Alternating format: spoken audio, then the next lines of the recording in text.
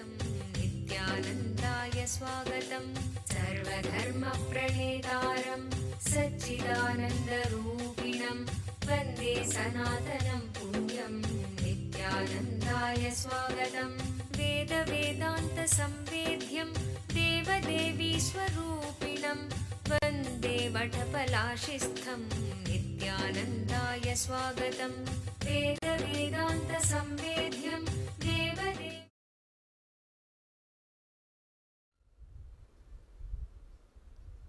सदाशिवसमारम्भाम् शङ्कराचार्यमध्यमाम् अस्मदाचार्यपर्यन्ताम् वन्दे गुरुपरम्पराम्।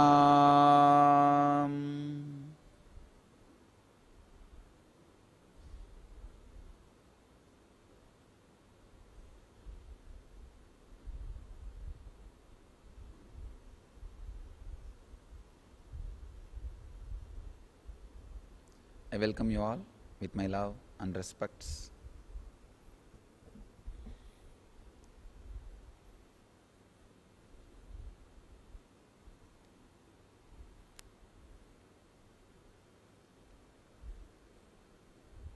Today we will enter into the next sutra of Patanjali. Patanjali's next sutra gives us the deeper insight about avidya. He gives us deeper understandings and method. Sometime we may think, why so much of importance on same concepts? Why the same concepts are again and again and again repeated? It is repeated because we don't listen. We may hear, but we don't listen.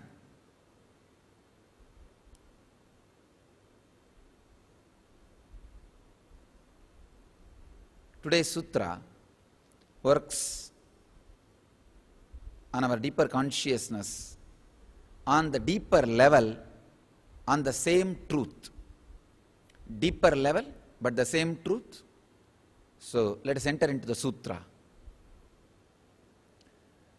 Avidya kshetram uttaresham prasupta tanuvichinna uttaranam.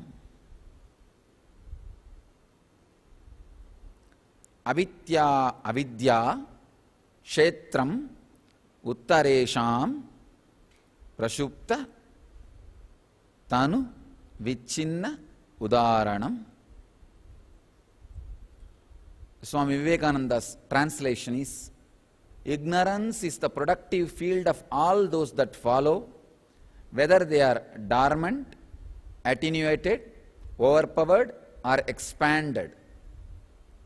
Ignorance is the productive field of all those that follow, whether they are dormant, attenuated, overpowered, or expanded.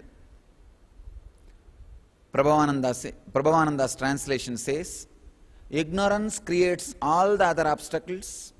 They may exist either in a potential or a vestigial form, or they may have been temporarily overcome or fully developed.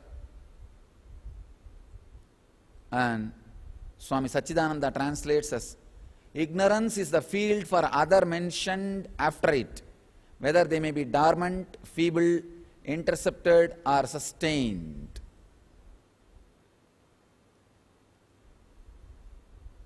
The idea Patanjali is trying to convey to us through the sutra is, ignorance is source of all obstacles.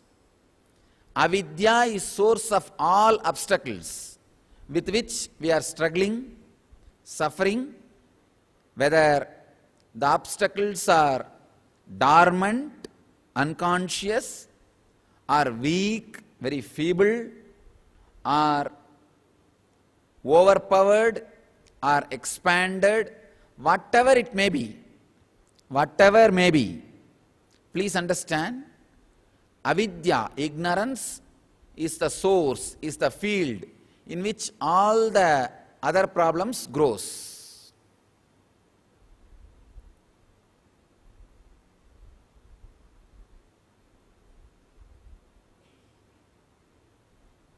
It's a very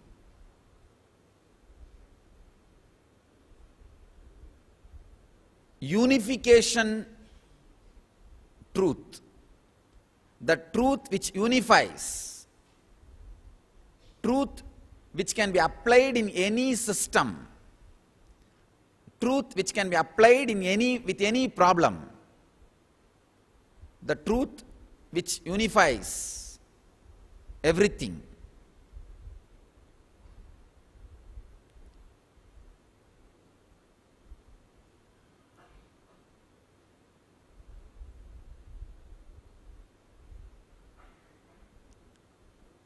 Before getting into the sutra, I just wanted to share with you all some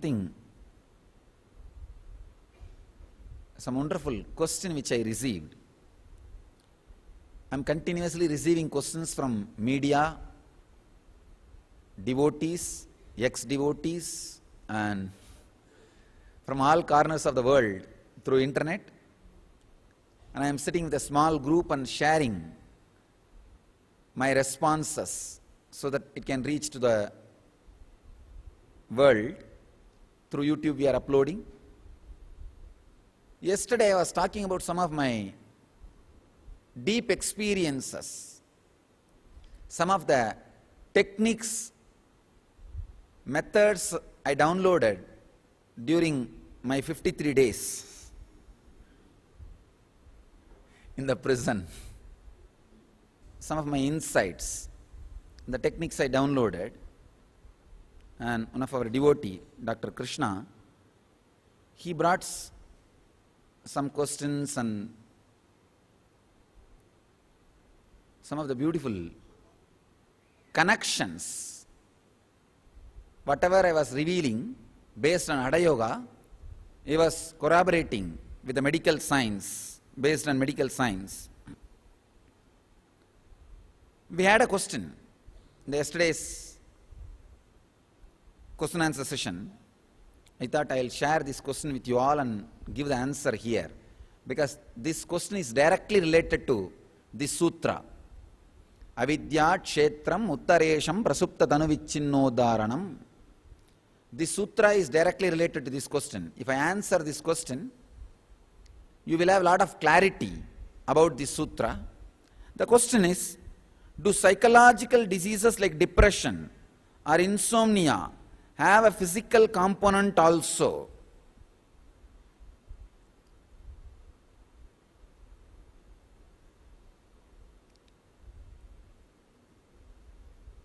Not only depression and sleep disorders, insomnia, even the aging, all three of them are directly connected to a chemical called melatonin. Yesterday, Dr. Krishna was sharing with me. All the three were directly connected to melatonin, which is directly related to Ajna Chakra, which is directly connected to pineal glands, Ajna Chakra. See, depression, sleep disorder, aging, all the three are directly connected to this one chemical, melatonin, and that chemical is directly connected to Ajna Chakra.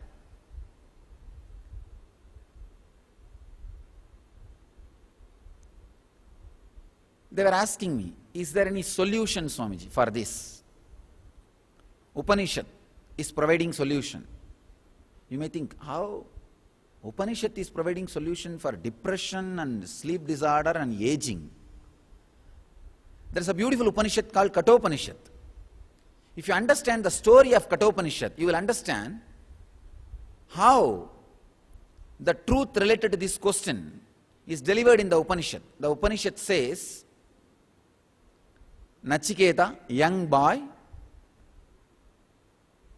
was given to the Lord of Death as a gift by his father.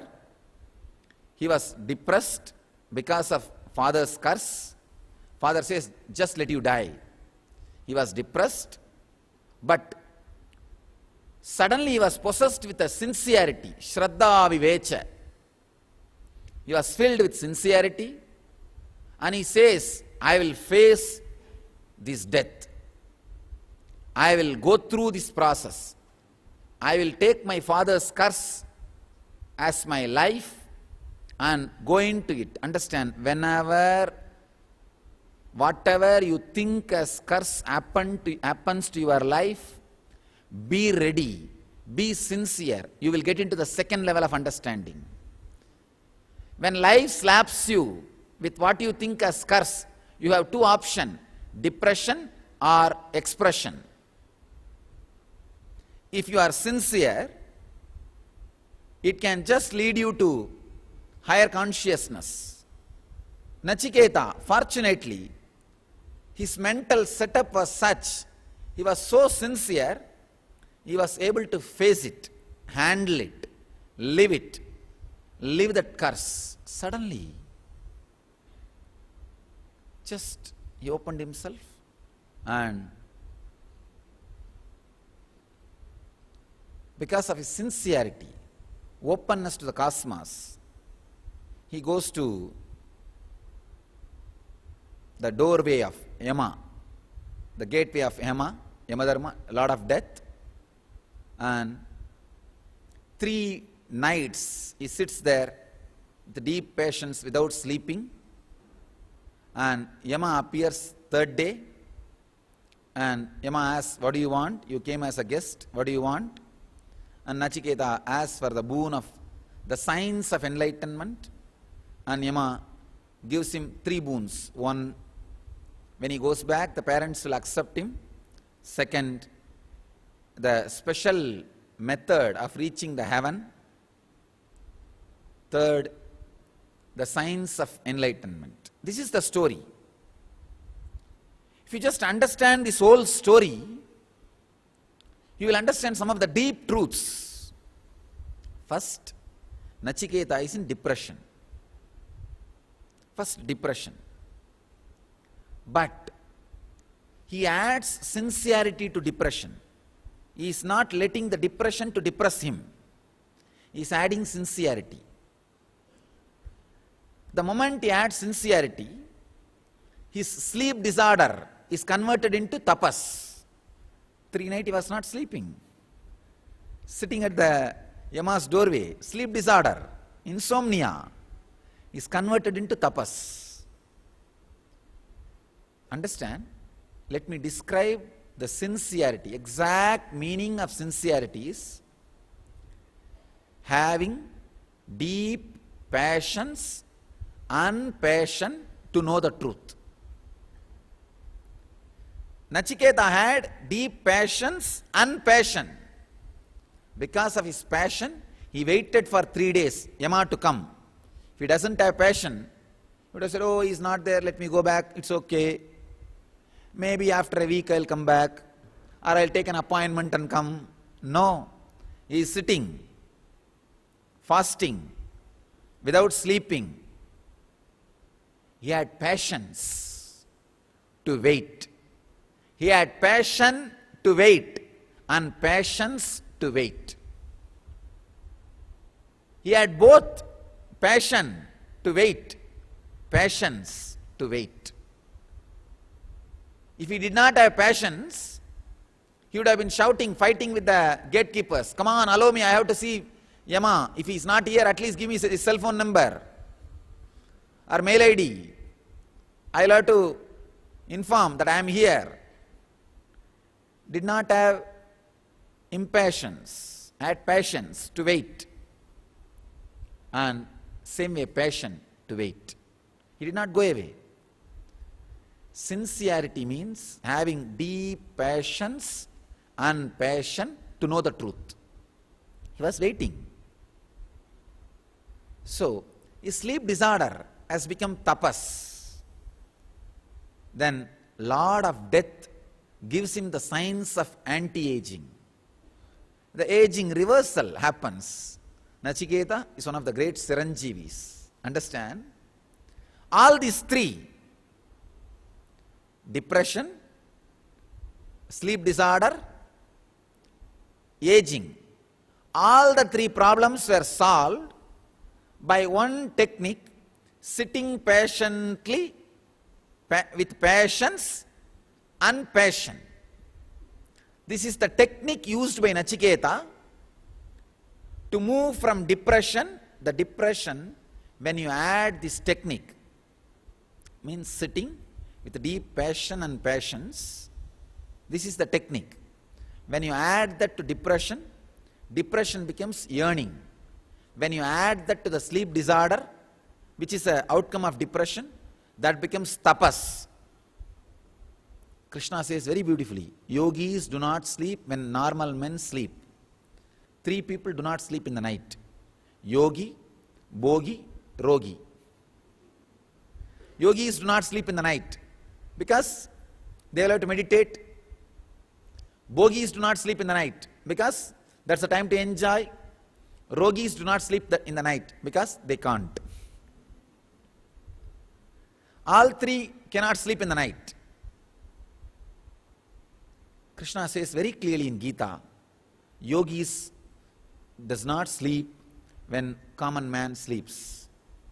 Means the sleep disorder becomes tapas. Same way, when the same passions, same sincerity is added, when you face death with same sincerity, he gives you the signs of enlightenment. Sitting with patience and passion is technique to awaken Agnya Chakra, which is responsible for this chemical melatonin. So what Nachiketa went through is the experience of melatonin. His sincerity, when it was added to depression, it became yearning. When it was added to his sleep disorder, insomnia, it becomes tapas. When it was added to the death, it becomes the technique for anti-aging. So all three are directly connected to the Agnya, directly connected to this technique melatonin, the chemical melatonin. And another important thing, this chemical's color is black, darkness, the color of death, Lord of death. Once light comes, this chemical evaporates, this hormone evaporates. So death, Lord of death, Yama, never appears in light. If the light is brought into your system, he is not there, he will not be there. What Nachiketa went through is solution for all these three problems, and all three are directly interconnected. Depression brings insomnia. Insomnia makes you age quickly. If you want to get into the process of anti-aging, if you are interested in living without sleep disorders, if you are interested to be out of depression, learn the science of creating melatonin, awakening Agnya. Agnya Chakra, awakening Agnya Chakra takes care of all these three. It's a direct solution from Upanishads. Direct solution from the Vedic tradition for modern day problem. Maybe when we look into each Upanishad's insights, inner meanings, deeper significance, all our modern day problems can be directly addressed.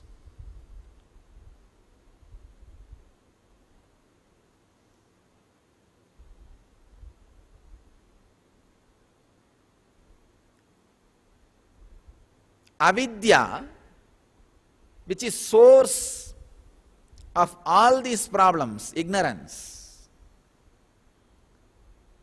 Avidya is the source of abhinivesha, clinging to life. Yesterday we understood the truth about clinging to life.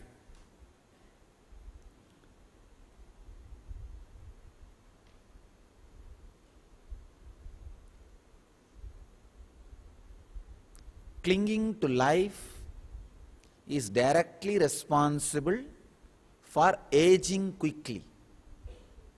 I've seen with my own experience, people who don't take risks, the civilizations which does not take risks, too security-based civilization goes on only saving. I am not saying saving is wrong, but saving has become obsession in Indian civilization. You can see any common Indian, a normal middle class Indian,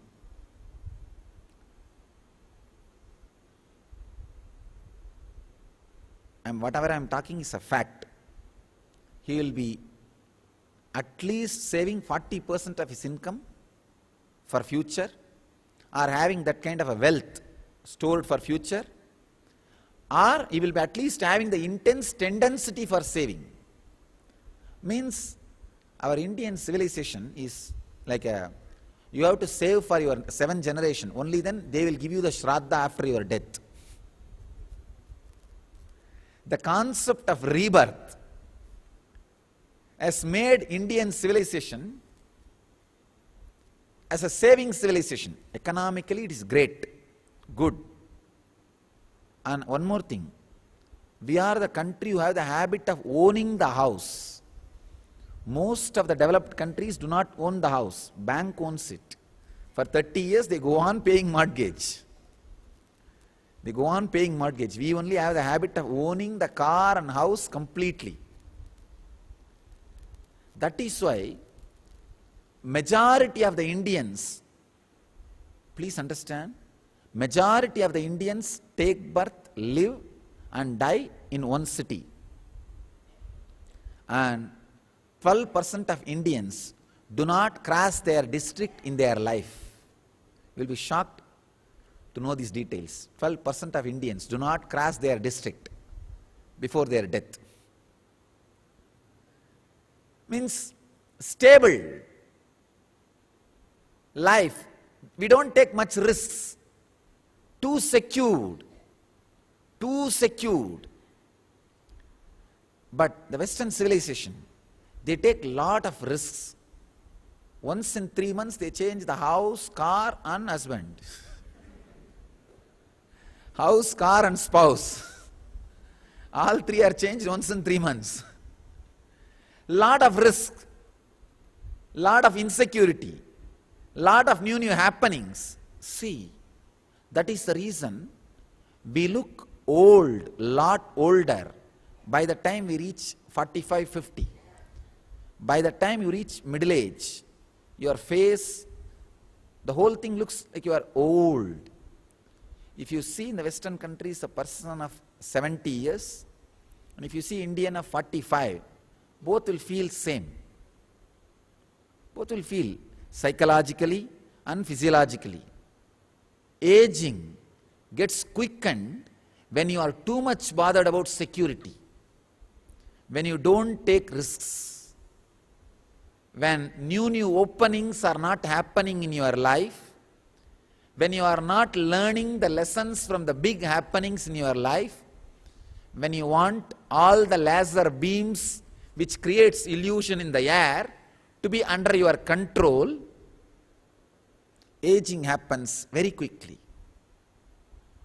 Not taking risks, not getting into life, not letting the life to appear in front of you with all dimensions. You see, if you are not saving, it's too much of risk. But you see the developed countries, even though they have a huge economical crisis because of this non-saving habit. See, most of the youth in the Western countries, the developed countries, do not own single penny. They make to pay the credit. They make to pay the debt. Already the loan is there. They make money only to pay the loan. By the time they finish their life, they would have paid maybe 90%. And not only, even the mental setup, my last check should bounce. That's the mental setup. Means There should not be anything left. Why should something be left? Let us blow it away. But with the Indian mental setup, see, for country, for economy, it is great, no doubt. But the personal mental setup of not taking the risk makes you age quickly. The aging process is quickened. People who take a lot of risks, people who constantly play with life, play with different options. I can see very clearly, whenever the spiritual truths are shared, the developed country people are taking more risks, applying these truths in their life and experimenting with it, are changing the way in which they think, making a big shift in the lifestyle is very easy for Westerners. But somehow, that Indian cozy lifestyle middle-aged people, even if God appears in front, they will ask him to come to their house puja room. They will not come to his place. If he says, come tomorrow, I'll bless you again. Can I have your photograph in my puja room and do puja there itself? Will you appear there and bless me?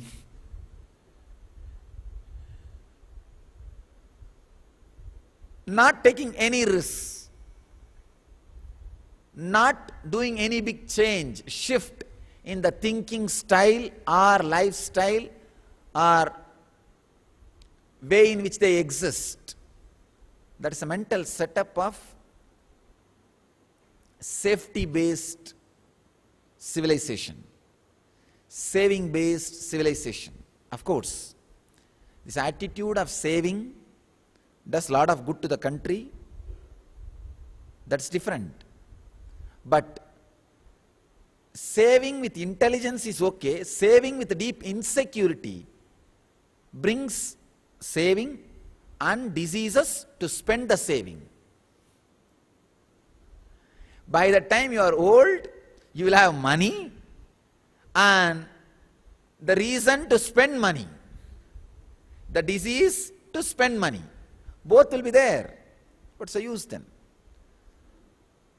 All I am trying to tell you is, aging is directly related to the feeling of insecurity. Constantly trying to keep your life safe, secure, clinging to life. I tell you, I am telling you honestly, very directly I am telling you. Whatever has happened in my life these last few months, this scandal, has really taught thousands of things, not just to me, to the millions of my disciples. Really, I taught them all that not to cling to life, not to take things for granted, experientially. Not just verbally, experientially. The science of Abhinivesha is taught to them experientially. I am really telling you. I am now sitting and working with all my disciples. Their courage quotient, that's the new word I am working on. Courage quotient, the way to think and approach the life, how it was before and how it is now. I know many of my disciples before, even if one small phone call or trouble is enough to shake these fellows, now nothing touches them. What more can happen to us? Come on, leave it. I could see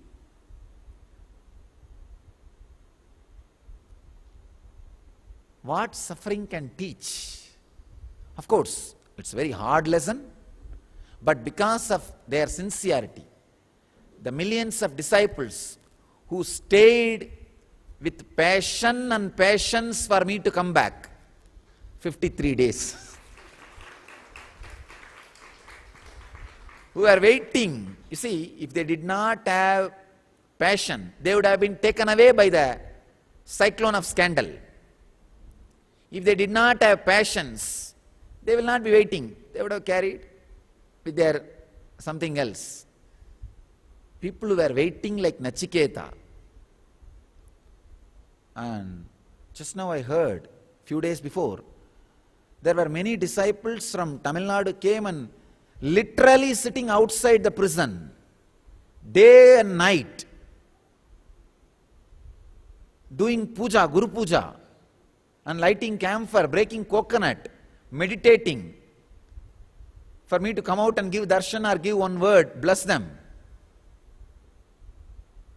Just the other day, I was getting the news from our devotees. I was shocked. Of course, I mentioned about this just to honor their devotion.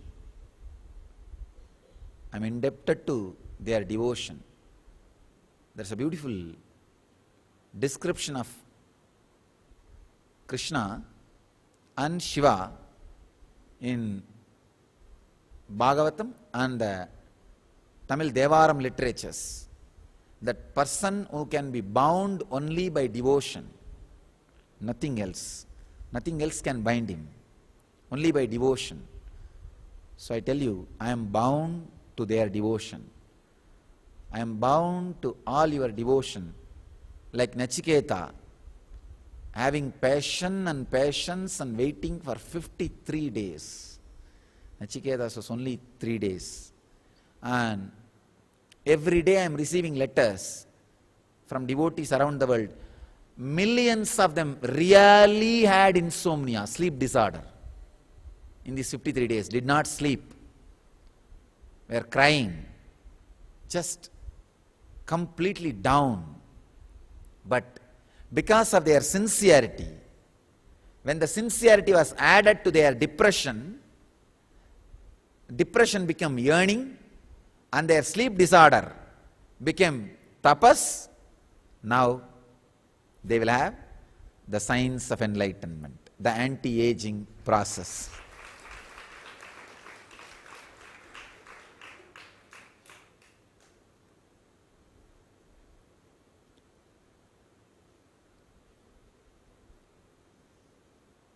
Clinging to life makes you grow old quickly, takes away the joy of life. The big problem is, the biggest problem human beings face is not knowing that they don't know. The biggest problem of avidya is it will not let you know you are in avidya. It will take care constantly that you will not feel you are missing something. That is the quality of avidya. That is the quality of avidya. Understand? The avidya starts, it says very beautiful, the sutra says, ignorance is the field where all problems starts growing.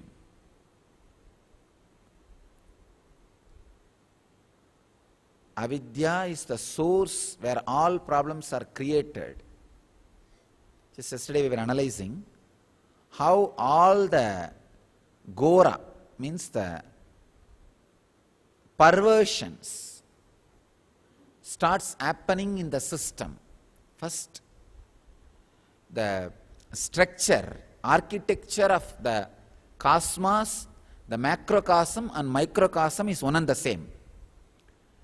The architect who created this cosmos only created your body. Same science, same technology, same method, same formula. When a critical mass, means the cells become molecules, then on the molecules the superconsciousness starts reflecting. So many molecules gathering, put together, becomes an organ, and different organs put together becomes body. The most important thing is each molecule is independently intelligent. Each organ is independently intelligent. Each part of your body is independently intelligent. Understand? To every thought you have, all the molecules respond. For example, you have a thought of anger. All the molecules will have a quick election. Some part of your organs will say, no, this anger should not be expressed. Some will say should be expressed. Some will say it should be suppressed. Some will say it should be expressed. But finally your decision happens. Your decision cannot be satisfying all organs or all molecules. So naturally, whose voices are not heard, they are little hurt. Just like election, just like democracy. If your voice is not heard, if you are not successful, if you or your person is not sitting in the seat, you will have the dissatisfaction, grudging, grumbling. So that dissatisfaction is suppressed by the person who makes decision in you.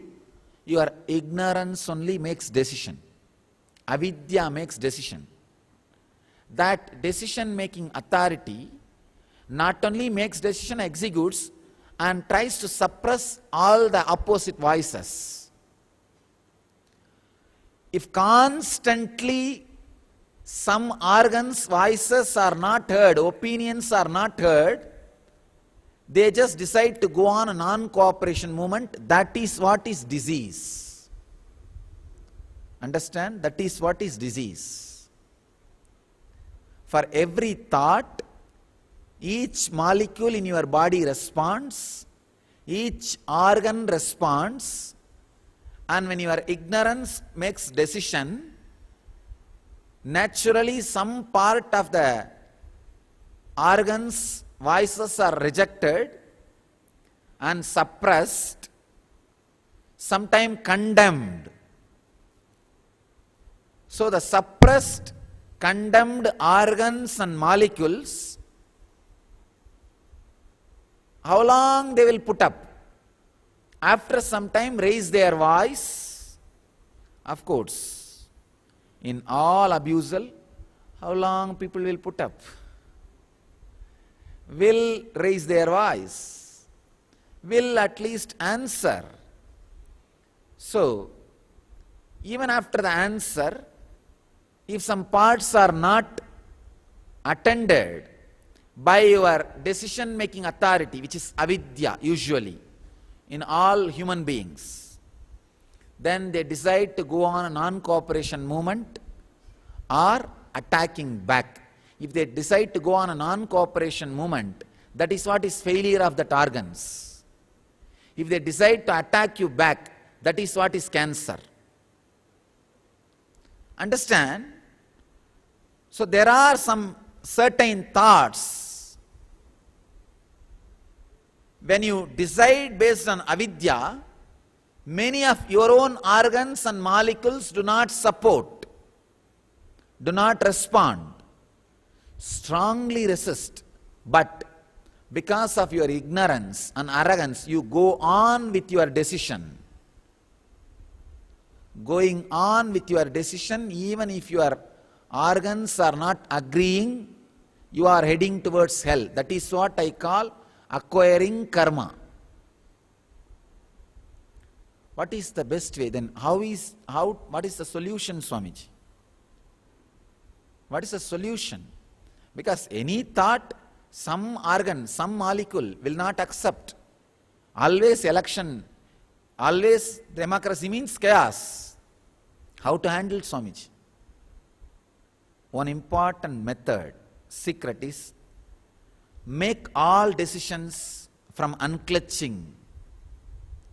If you are unclutching continuously, all the organs are handled with friendliness. See, with no vested interest, any leader can gather all parties together. If all people know that he doesn't have any vested interest, They will completely surrender all their opinions. They will not go for voting or protesting. They will just surrender the opinion, and they know whatever he decides will be good for us. So let your consciousness give that guarantee to all the molecules and organs in your body. By the deep unclutching and infusing friendliness into your system, give that comfort, give that friendliness, give that loving zone to all your molecules and organs. Suddenly you will see all the people have surrendered their votes at your feet, and they are asking you to make the decision, and the decision is unanimous.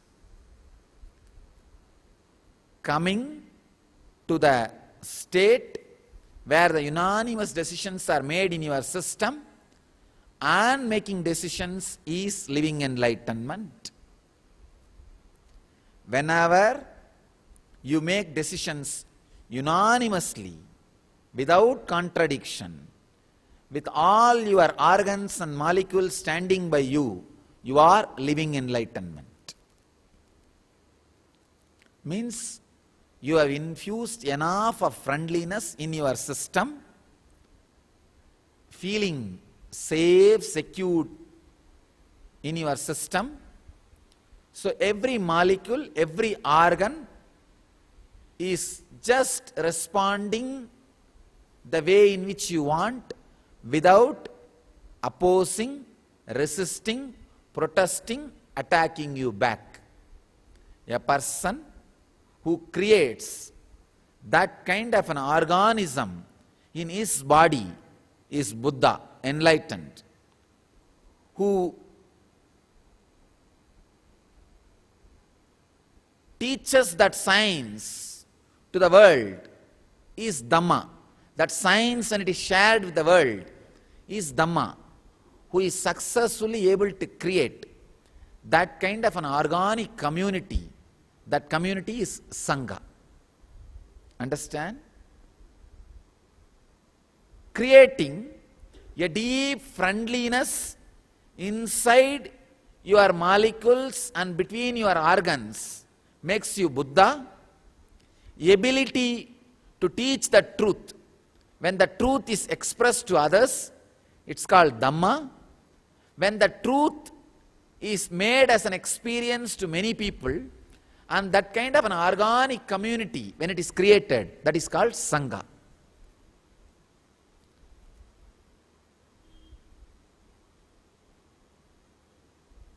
All you need to do for all these three is go on making decisions from the zone of unclutching.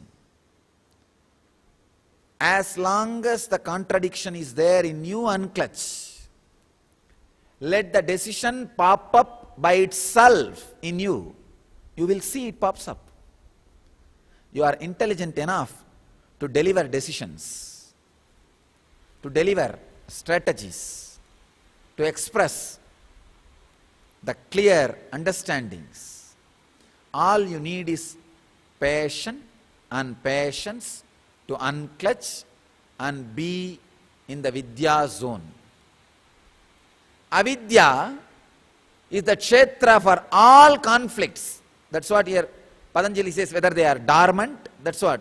See, when in this example, understand, sometime some of the molecules in your body and some of the organs in your body, their resistance is dormant because they are afraid to raise their voice. Even if they are able to raise their voice, it may be weak, feeble, as now happened.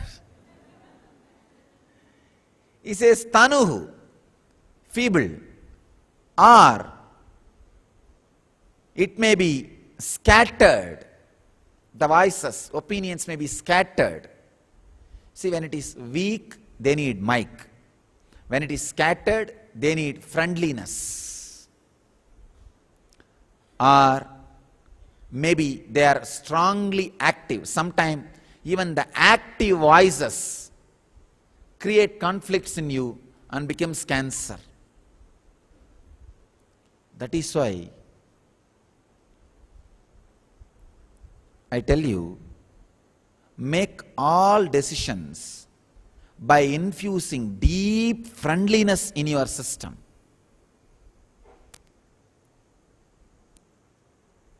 Even if you are defending yourself, you will not have the internal conflict and you will not create disease. It will be a unanimous decision. It will be please understand,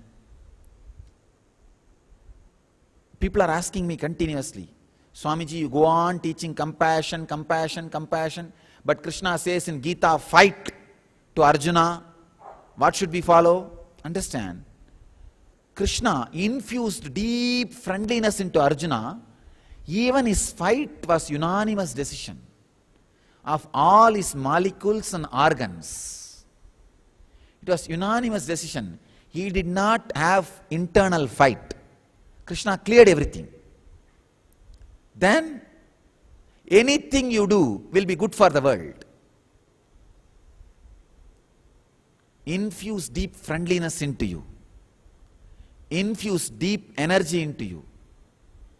Infuse feeling safe and secure feeling into you.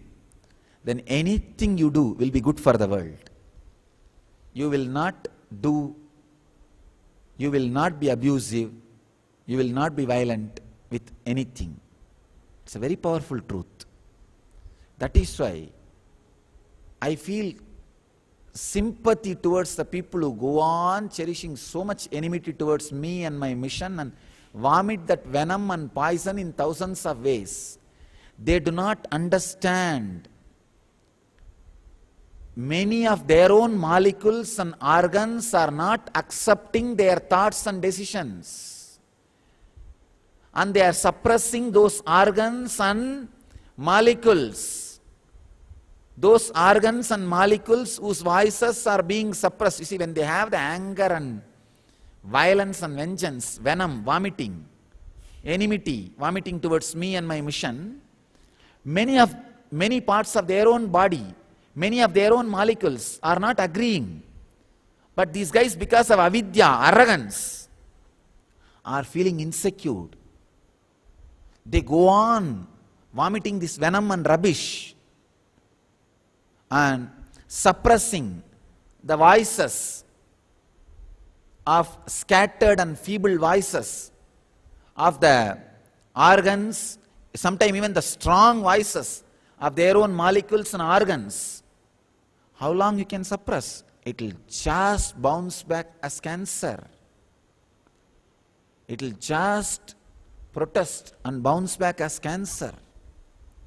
That is why whenever I get the news that this person is abusing you and your mission, Swamiji, this person is vomiting poison, this person is vomiting enmity, vomiting venom on you and your mission, Swamiji, whenever I hear all these things, first thing I feel is sympathy. Oh God, poor guy.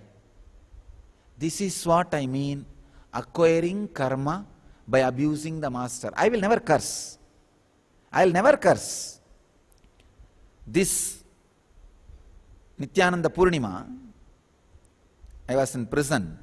That day I was in prison. That morning I was walking. I was told only in the evening that was Nityananda Purnima. Morning I was walking. Suddenly I felt such a alive, fresh, joyful energy and the strong remembrance of Arunachala. Very strong remembrance of Arunachala. It was such a strong remembrance and overflowing compassion and love. I was walking like Kal Bhairava. And if you have seen me walking during the Kalpataru Darshan, the Kundalini session, how I walk, just like Kal Bhairava I was feeling and walking. I felt such compassion. I just saw very clearly in me. I was telling, I forgive everybody who is related directly or indirectly in this whole conspiracy. And none of them will have any karma from me. I will not give any curse or karma towards them, to them, any bad karma to them. I was in such an ecstasy and compassion, I just blessed, released such a compassionate energy. I came back to the cell and sat. I saw Bhaktananda was sitting and writing something very sincerely. You will be shocked.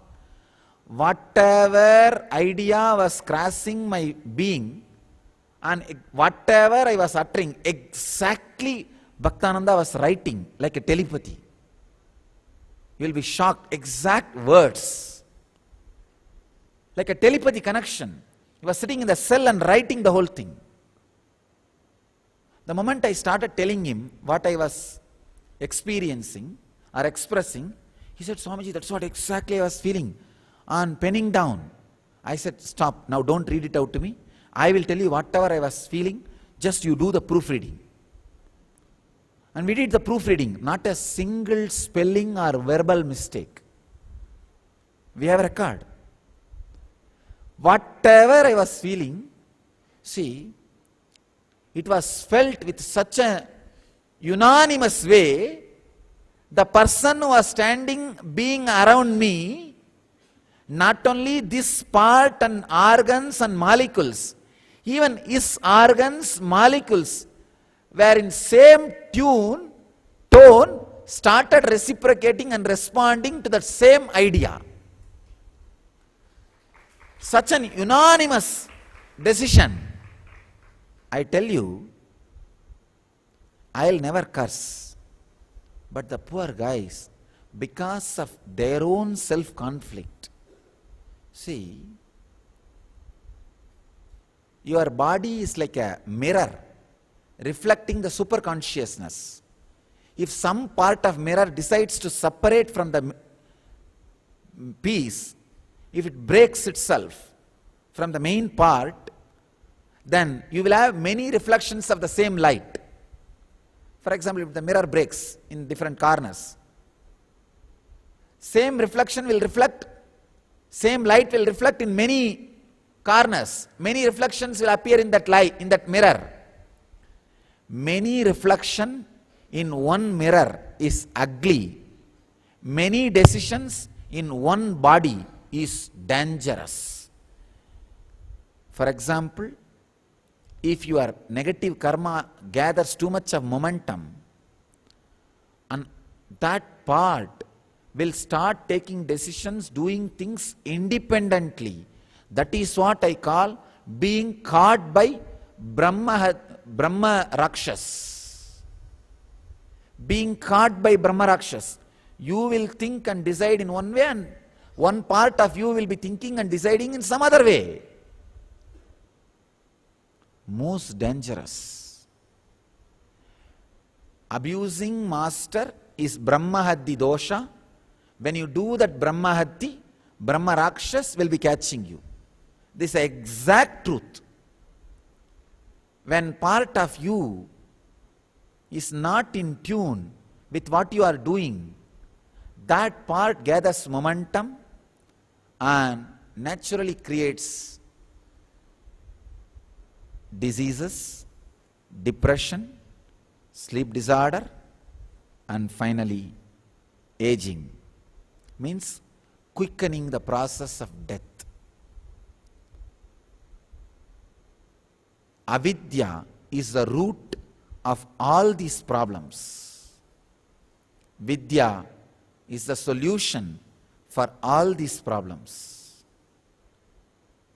Continuously make decisions in an unclutched way. Not only your body will be making unanimous decisions, even the people who live around you will be making that unanimous decision.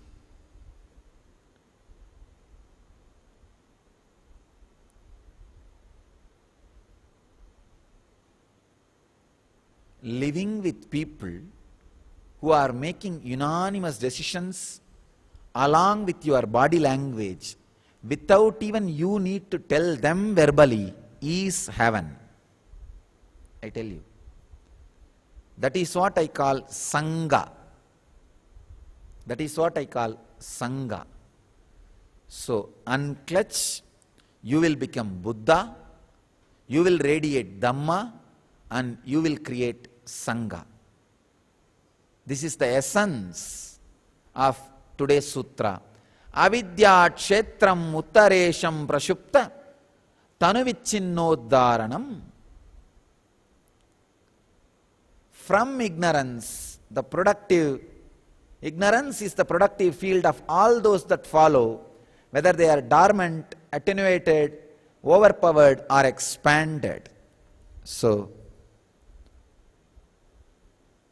I sincerely, humbly request all the people who are cherishing enmity towards me and vomiting poison towards me and my mission, please relax, infuse friendliness and compassion into your system. Do not have insecurity.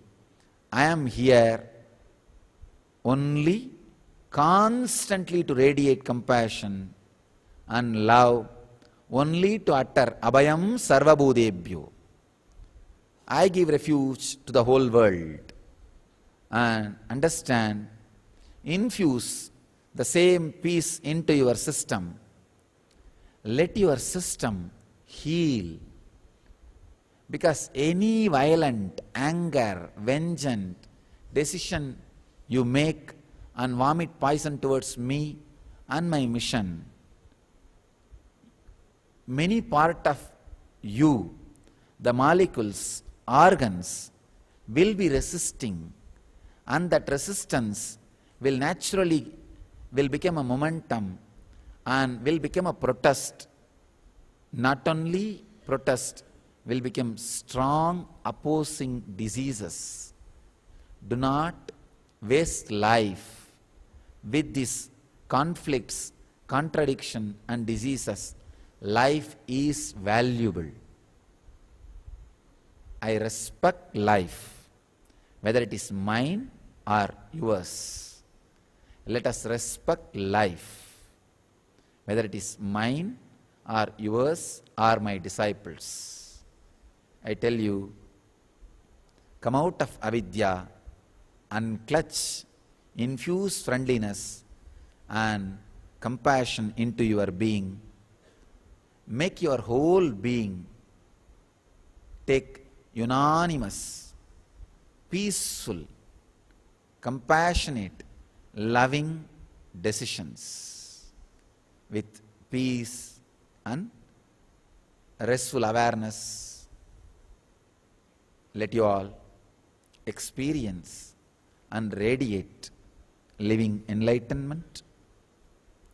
Let you all live, experience, achieve and radiate the eternal bliss, Nityananda. Thank you.